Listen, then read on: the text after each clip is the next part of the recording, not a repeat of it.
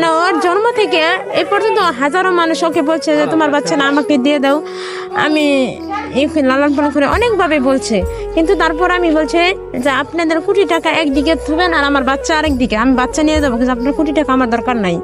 আপনি আমার কোটি টাকা দেবেন, হয়তো আমি বসে বসে খাবো, কিন্তু সারা জীবন আমার চোখের পানি পড়বে যে আমার বাচ্চাটা কেমন আছে, মা কেমন আছে, আমার বাচ্চা কতটুকু ভালো আছে।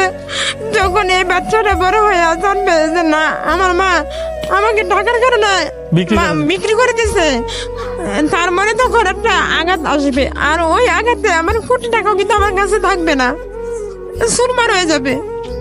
ওই কোটি টাকা আমার কাছে তখন থাকবে না।